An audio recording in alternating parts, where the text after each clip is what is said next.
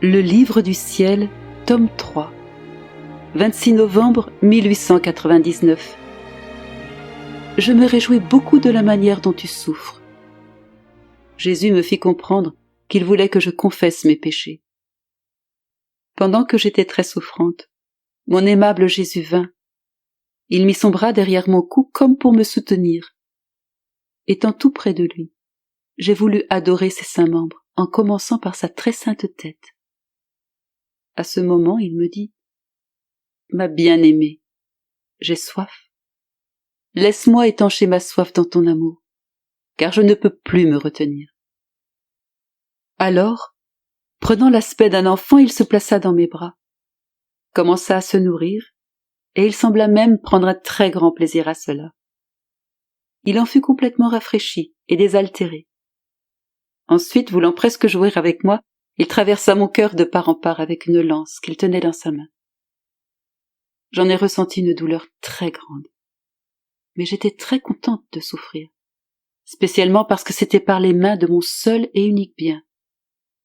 Je l'ai invité à me faire souffrir par de plus grandes déchirures encore, car de là provenaient le plaisir et la douceur que je goûtais. Pour me rendre plus heureuse, Jésus déchira mon cœur, le prit dans ses mains. Avec la même lance, il le coupa au milieu et il y trouva une croix très blanche et resplendissante. La prenant dans ses mains, il se réjouit grandement et il me dit « L'amour et la pureté avec lesquels tu as souffert ont produit cette croix. Je me réjouis beaucoup de la manière dont tu souffres. Non seulement moi, mais aussi le Père et le Saint-Esprit. » En un instant, j'ai vu les 3 personnes divines qui m'entourant se réjouissaient en regardant cette croix. Mais je me suis plainte en disant « Grand Dieu, ma souffrance est trop petite. Je ne suis pas contente avec seulement la croix. Je veux aussi les épines et les clous. Si je ne les mérite pas parce que je suis indigne et pécheresse, vous pouvez certainement me donner les dispositions pour que je les mérite. » M'envoyant un rayon de lumière intellectuelle, Jésus me fit comprendre qu'il voulait que je confesse mes péchés. Je me suis sentie presque anéantie devant les 3 personnes divines. Mais l'humanité de notre Seigneur infusa en moi la confiance.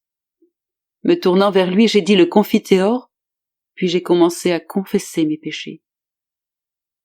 Comme je me trouvais toute plongée dans mes misères, une voix vint du milieu d'eux et me dit « Nous te pardonnons, ne pêche plus. » J'ai cru que j'allais recevoir l'absolution de notre Seigneur. Mais, le moment venu, il disparut. Un peu plus tard, il revint sous la forme du crucifié, et il partagea avec moi les douleurs de la croix.